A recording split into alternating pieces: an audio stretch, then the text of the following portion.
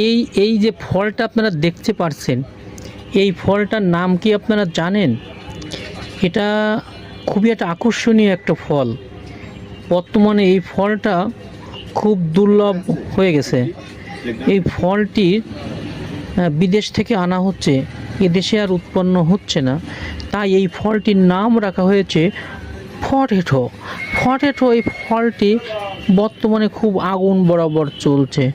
এই ফলটি দুর্মূল্যের বাজারের ফল হয়ে গেছে। এই ফলটি আমাদের দেশে এখন বিলুপ্তির পথে, যে কারণে আমাদের দেশে এখন 80 টাকা কেজি বিক্রি হচ্ছে।